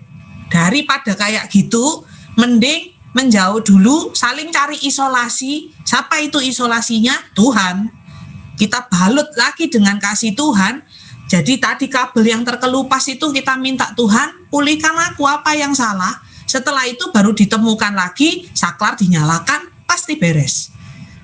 Tapi itu maksudnya betul-betul butuh kesepakatan ya. Dulu awal-awal, setiap kali kalau suami saya bilang, stop nih, kayak sudah nggak bisa ngomong ini. Itu kadang di pikiran saya sebagai cewek, loh, kok gak diberes no sih? Kan kitab suci bilang bok sampai matahari terbenam. Oh, itu pakai ayat loh dulu jawabnya. Nah, tapi sekarang kita sama-sama tahu bahwa ucapan itu bukan untuk memperkeruh suasana, tapi justru untuk oke, stop ya. Ini ndak bisa ini kayak gini. Dan intensitasnya itu tergantung. Ada yang kadang 2 jam selesai, ada yang kadang 10 menit moro-moro udah dusel-dusel sendiri gitu ya. Itu tergantung itu tadi kabelnya ngelupasnya sampai seberapa. Dan pada saat salah satu pihak udah ngelendek istilahnya, udah mulai deketi, udah mulai dusel, itu jangan terus gini, apa toh, tahu salah toh, ya jangan kayak gitu. Tapi sadarlah kalau oh berarti dia sudah mulai mau balut kembali nih. Jangan terus boto, aku sih gini, jangan kayak gitu juga. Nah itu yang tadi tak bilang, materi ini not about knowledge, tapi dari sini nanti kita terus bikin kesepakatan apa. Actually between two of us itu butuh banyak kesepakatan, dan itu hanya kita berdua sebagai pasutri yang mengerti.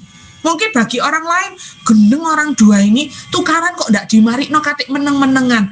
Loh, but itu adalah cara yang mungkin bagi kami saat ini masih efektif gitu. Nanti kalau ndak efektif, mungkin perkawinan kami saat 25 tahun ketemu cara yang berbeda, itu berubah seiring berjalannya waktu. Improve terus gitu. Yang terpenting kuncinya kasih gitu. Saya tahu dia mengasihi saya, dia ndak mungkin nyakiti saya, titik. Itu yang dibilang di Korintus, menutupi segala sesuatu itu. Oke, keren banget, keren banget. Ada pertanyaan ketiga, bacakan. Bagaimana caranya membangun quality time dengan pasangan pada saat sudah punya anak dan anak tidak bisa dititipkan ke siapa-siapa? Ini curhat emak biasanya ini. Untuk kalian sendiri gimana? Bagi yang anaknya 4?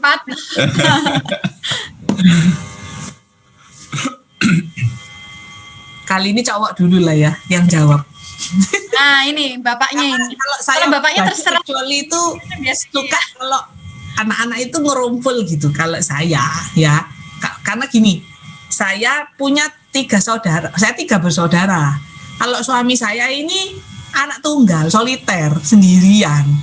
Jadi itu juga awal itu menjadi hal yang nggak connect gitu. Suami saya dari umur 2 tahun bubuknya udah pisah, udah bubuk sendiri. Saya sampai kuliah gelandot sama papa mama gitu loh. Nah itu nggak ketemu.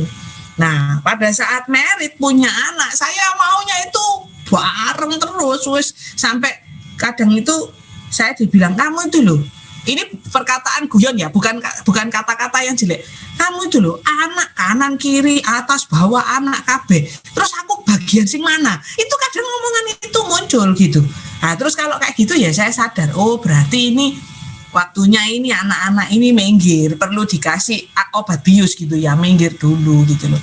Nah itu caranya gimana, Ce? Nah, makanya bagi yang nggak bisa dititipin anaknya ini loh. Dijata ya, kalau belas nggak bisa ya.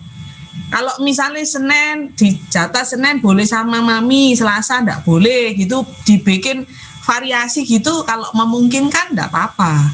Atau kalau misalnya kan pasti tahu toh jamnya anak ini bisa ditinggal itu kapan gitu. Sama yang kedua yang selalu Coach Joy bilang ke saya, adjust your standard, reduce your standard. Terkadang saya itu kepinginnya bisa anak itu tak temani terus, cek nondak bleset di sini gitu ya. Coach Joy selalu bilang, rilis itu, percaya supaya apa? Mereka juga bisa berkembang, bisa belajar dari kesalahan, mereka bisa ngalami jatuh dari tangga, mereka ndak apa-apa kakinya lecet, mereka ndak apa-apa jatuh dari sepeda. Ojo mbok anu terus, kamu capek sendiri. Nah itu sehingga akhirnya karena sudah kayak gitu ya, jadi wanita ya, jadi mama ya. Jadi itu yang menurut Coach, aku jadi ndak punya quality time sama kamu. Suwi bu ambek anak ndak mari-mari gitu. Nah biasanya kalau sudah kayak gitu dia sekarang sih udah terang-terangan di depan anak-anak. Aku mau sama pacarku sekarang. Anak-anak, hus, minggir dulu. Dadah gitu. Itu sekarang udah kayak gitu. Dan anak-anak tahu, pacaran lagi, terus pacaran, dari dulu pacaran, ngomel. Loh, tapi terus kita bilang, alah besok-besok kalian kalau punya pacar ya paling ya pergi mbak pacare toh. Sekarang gantian, papa mama mau pacaran gitu. Kadang kita keluar, naik mobil berdua 2 jam gitu. Cari cara. Pasti bisa lah. Anak ditinggal di rumah 2 jam kalau istilahnya Coach Joy ya, gak mati gak anakmu 2 jam, wis pokoknya kamu jaga aman, kompor kamu cabut, apa yang kamu takuti, kompor kamu cabut. Kenapa kok seperti itu? Coach Joy karena dari umur 2 tahun itu wis biasa ditinggal di rumah sendirian, dan dia ngomong aku hidup tuh sampai sekarang. Nah itu dia bilang reduce your standard. Karena apa? Beda sama mama saya sampai saya kuliah kadang itu pingin apa nak, dilus-lus, enggak gitu loh, enggak ketemu makanya gitu. Ya kalau dari saya, Coach Joy sama atau?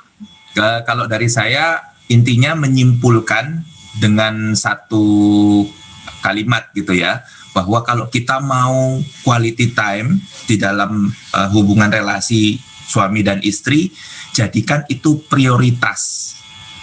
Jadikan itu prioritas. Karena bahkan apa? Di atas anak. Saya nggak bicara bahwa ini harus di atas anak-anak. Tetapi kalau seringkali dalam pasangan atau dalam keluarga itu menjadi sulit untuk tercapai karena itu tidak menjadi prioritas. Tetapi dianggap sebagai itu adalah kalau kita masih punya waktu baru kita berpikir untuk itu. Tetapi kalau kita udah nggak ada waktu, biarin aja, nggak usah ada, nggak apa-apa. Nah, itu yang membuat kita tidak bisa punya quality time. Tapi kalau kita jadikan itu sebagai prioritas, dalam artian begini, kita tetapkan dalam 1 minggu minimal ada 1 hari yang kita bisa ngobrol 2 jam, 3 jam untuk supaya kita membangun keintiman antara suami dan istri. Dan itu prioritas, itu harus. Nah, pada saat kita menempatkan sesuatu menjadi satu prioritas, kita akan mencari berbagai macam cara dan saya percaya pasti dapat cara. Nggak mungkin kita nggak dapat cara, gitu ya. Apapun caranya kita pasti dapatkan karena kita jadikan itu prioritas. Tapi kalau kita sepelekan, nggak apa-apa, yang penting anak dulu, yang penting anak dulu. Nah, akhirnya begitu masalah terjadi, dan terjadi itu karena kurangnya komunikasi, baru kita mulai bertanya, gimana ya caranya supaya saya bisa berkomunikasi dengan pasangan. Nah, biasanya kalau ada Pak Sutri yang tanya ke kami, saya balik tanya, bagi kalian quality time, komunikasi suami dan istri, waktu berdua, penting enggak? Nah, kalau mereka bilang penting, saya tanya lagi, seberapa penting? Sangat penting. Saya tanya lagi, apakah setiap hari harus ada? Harus ada, ya berarti lakukan. Kalau kita sudah menganggap itu sesuatu yang penting, pasti kita lakukan. Buat para bro, buat para suami, pasti sangat mengerti bahasa ini, gitu ya. Buat laki-laki itu tidak ada yang nggak mungkin, gitu ya. Jadi, kalau memang kita sudah mau, kita sudah menganggap itu harus dilakukan, pasti kita akan cari cara, bagaimanapun caranya. Caranya gimana pun pasti gitu ya. Nemu caranya gitu ya. Tapi intinya apa? Kita harus anggap itu penting dulu, gitu ya. Karena di atas semua itu komunikasi antara suami dan istri nggak bisa dianggap sederhana, tapi itu perlu terus dibangun. Karena manusia itu sifatnya juga dinamis. Mungkin kalau dulu dia nggak gampang marah, sekarang mungkin dengan tekanan situasi kondisi mungkin agak gampang marah. Komunikasi harus terus dibangun gitu. Jadi connect terus gitu, sama seperti kita dengan Tuhan. Kita harus banyak doa, kita harus sering baca firman. Itu fungsinya apa sih? Membangun quality time dengan Tuhan, membangun komunikasi dengan Tuhan. Maka dengan pasangan juga harus begitu. Kalau kita mau terus berjalan beriringan bersama. Mungkin itu dari saya, sederhana aja. Ya toh kelihatan toh ini cowok itu pokoknya goalnya apa? Goalnya pokoknya harus ada jalan akan ketemu gitu. Kalau cewek kan mikirnya di titik nol apa nanti ya apa makannya, semua ruwet bulat. Nah, ambil aja keputusan itu gitu. Dan mungkin gini loh, kalau teman-teman satu komunitas ya, lebih-lebih kalau misalnya seumuran gitu, kita itu juga punya banyak teman-teman satu nggak melulu satu komsel, tapi yang kita deket banget gitu. Kadang kita udah nggak izin untuk gini, tolong aku tak pergi dulu ya, tetep anakku ya, saja my please gitu. Nanti teman kita itu dengan oke, wis sini taruh sini, sana pergi yo gitu, 1 jam. Nah, nanti pulang gitu kita udah fresh, anak-anak happy. Nah, istilahnya jangan sungkan juga untuk minta tolong gitu, nggak apa-apa. Nanti teman kita kadangnya gitu, gantian, sumpah aku tak pergi, titip yo, titip. Kadang kita gini, what? Anak kita 4 ditambahi 3, 7. Apa yang kita lakukan? Terus bawa ke mall lagi, masuk ke lift dia tuh 1, 2, 3, 4, 5, 6, 7 ya bu hilang. Tapi maksudnya gitu loh, itu gunanya kita satu komunitas, nggak masalah gitu. Dan saya percaya teman-teman pasti juga nggak masalah gitu kalau ditutup dititip-titipi gitu 1 jam 2 jam. Tapi ojo 10 hari rek ya itu ya namanya ngeluh yang dititipi ya. Oke. Ada pertanyaan, ini pertanyaan untuk terakhir saat kita closing, teman-teman. Bagaimana kalau suami santai kerjanya? Ini mungkin buat Ojo ya. Bagaimana nih kalau suami santai kerjanya, nggak bingung kejar omset, and masih suka beli mainan, hobi, barang tersier yang nggak penting. Sedangkan istri masih urus rumah, punya anak dan fokus mengembangkan usaha. Ya. Mungkin bisa. Jadi gimana nih? Ini kayaknya curcol gitu ya, ada yang curcol gitu ya. Ini Mas FNS jadi curcol, ini ajang gitu curcol. Ya. Nah, begini, kalau saya bilang itu ada ungkapan yang mengatakan masa kecil kurang bahagia gitu ya. Jadi harusnya kan kecil main-main, kalau udah besar dia udah tahu tugasnya, dia udah tahu fungsinya, dia akan melakukan seperti apa yang seharusnya dia lakukan. Biasanya pria-pria yang seperti Penyapnya itu, kurang cepat dewasa ya. ya. Kalau yang cewek lebih cepat dewasa, betul nggak sih kok? Makanya kalau kita punya anak, kita sebaiknya puas-puaskan mereka bermain saat mereka masih kecil, gitu. Jadi Gitu ya. ya jangan paksa mereka untuk terlalu cepat dewasa. Karena kalau mereka kurang main di masa kecil, ya akibatnya seperti itu. Nanti begitu besar, dia balas dendam gitu. Dulu saya mau main nggak bisa, dilarang sama orang tua. Sekarang kan nggak ada yang berani ngelarang, saya main sekarang gitu. Nah, jadi untuk kita yang pasangan-pasangan muda yang masih punya anak kecil-kecil, sekarang puas-puasin mereka bermain sampai mereka merasa, iya saya sudah betul-betul puas main. Jadi saya kepingin cepat dewasa supaya ndang bisa kerja, ndang bisa melakukan hal yang lain gitu. Nah, sekarang bagaimana kalau udah terlanjur terjadi seperti itu gitu ya. Nah, maka fungsi istri ini kan sebagai penolong ya. Sebagai penolong bukan hanya, kalau suaminya nggak kerja ya berarti istrinya yang harus kerja gitu. Bukan juga harus seperti itu gitu. Tapi bagaimana istri bisa berfungsi untuk mendorong suaminya untuk mengerti fungsinya gitu ya.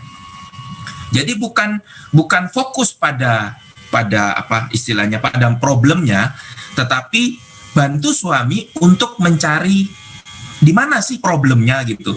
Karena terkadang banyak suami yang akhirnya pelariannya main game, pelariannya mungkin berkutat dengan hobinya karena dia ada satu persoalan yang belum terselesaikan. Dia ada satu persoalan yang dia sendiri buntu, tetapi dia tidak yakin istrinya bisa membantu.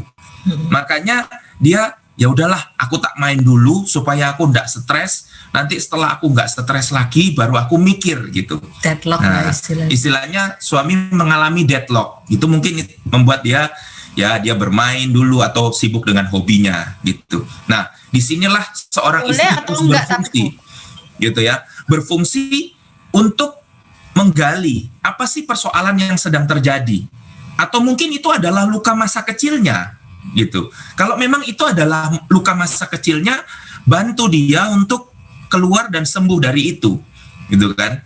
Misalnya kayak saya bilang tadi, masa kecilnya begitu susah sehingga mau main aja nggak boleh gitu kan. Nah, kalau perlu dalam satu masa temani suaminya untuk betul-betul merasakan seperti anak kecil gitu, yang boleh bermain sesuka hati.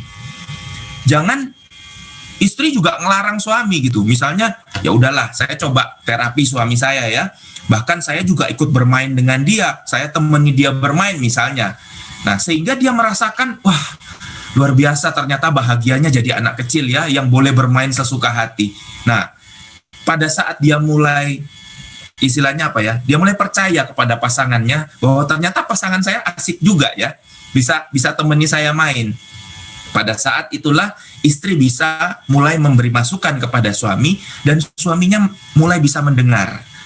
Nah, pada saat seorang istri hanya bisa melarang, hanya bisa ngomeli, saya percaya larangan dan omelan itu tidak ada satupun yang akan masuk ke dalam kupingnya suami. Itu pasti cuma masuk keluar gitu. Karena bagi suami itu cuma seperti radio rusak gitu ya, yang nggak jelas bunyinya apa gitu.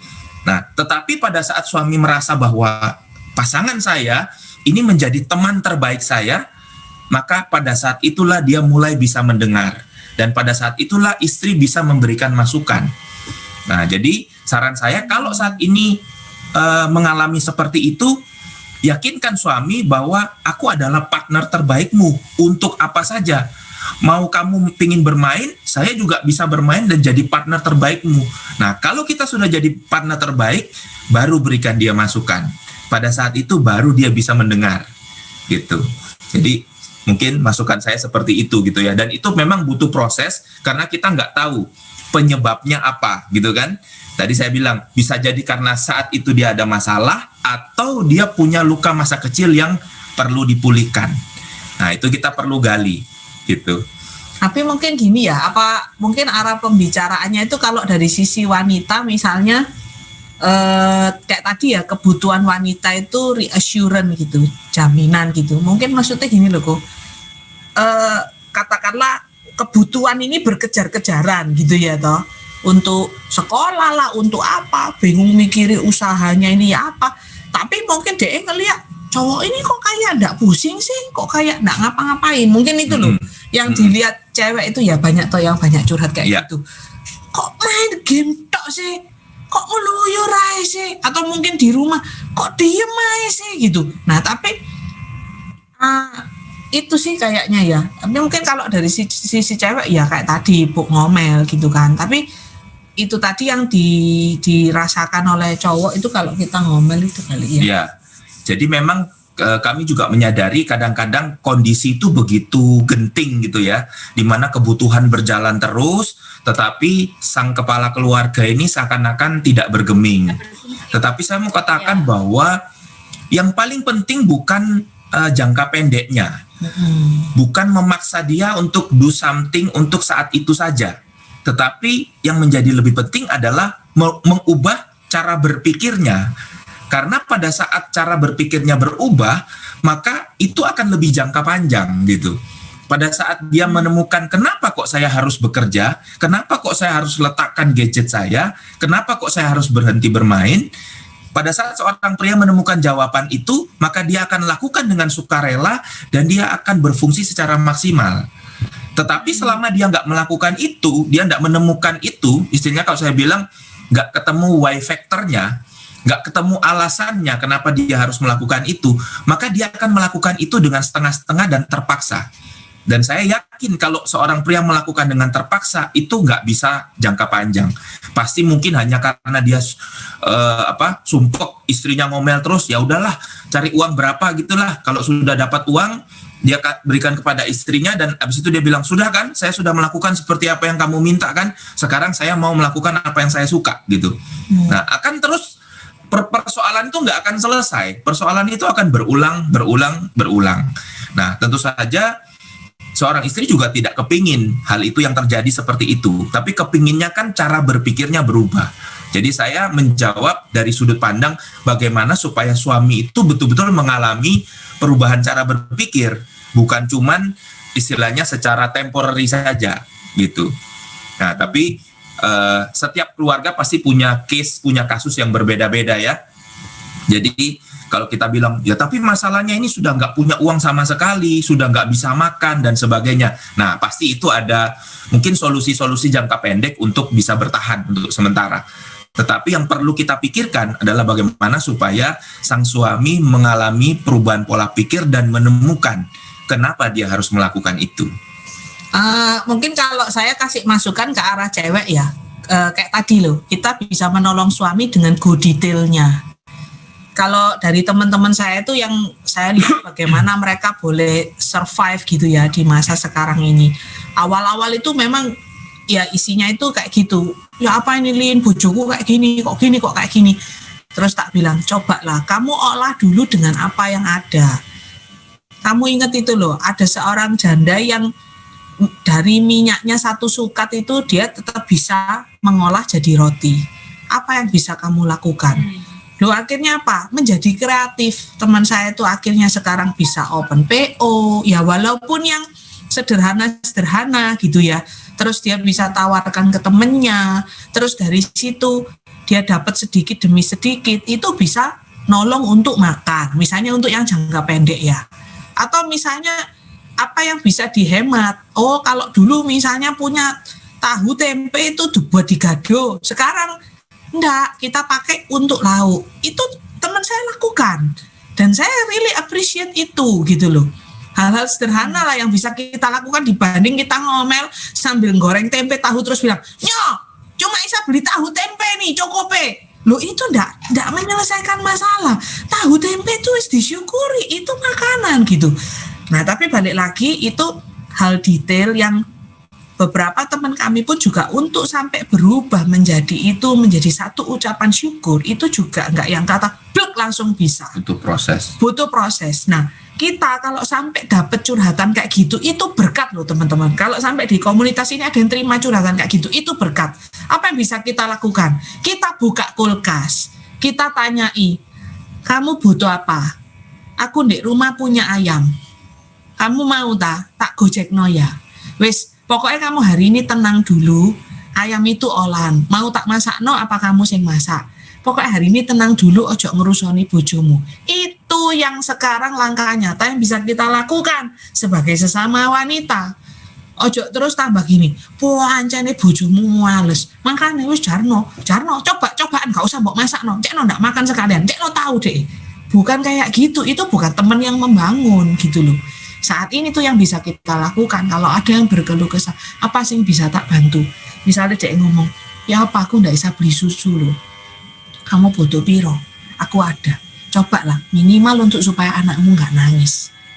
Itu lebih baik teman-teman dibanding kita kerki pasangan yang kadang kayak tadi suami saya bilang, sakno loh, kadang orang laki itu ya deadlock loh. Dia itu wis berusaha tapi nggak bisa. Nah itu kita perlu kasih yang bisa menutupi segala sesuatu di posisinya dia.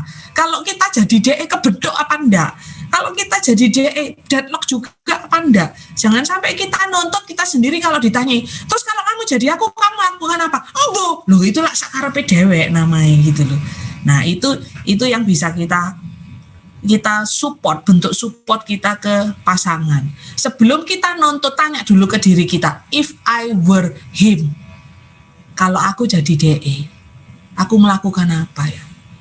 Jangan-jangan kita malah lebih gendeng, kita malah mek liat drakor, kita mek tidur, karena ya podo deadlocking gitu loh. Nah mungkin itu sih yang bisa kita sharingkan ya.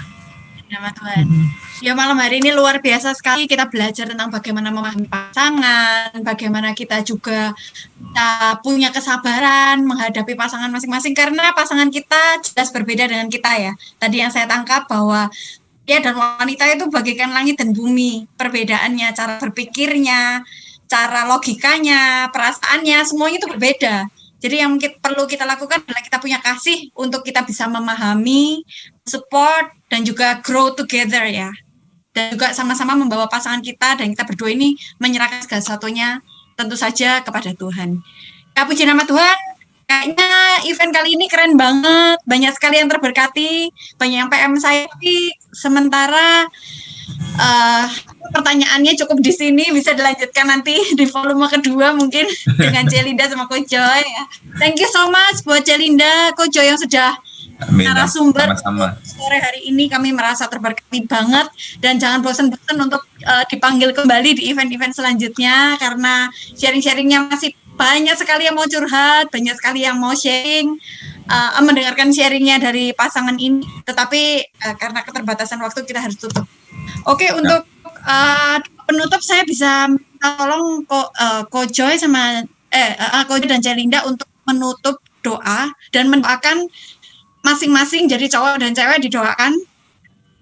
Dan teman-teman, mari kita bergandengan tangan malam hari ini dengan pasangan masing-masing. Kebetulan pasangan saya lagi mengurus anak, terpaksa. Jadi walaupun saya sendiri, tapi yang lain tolong bergandengan tangan.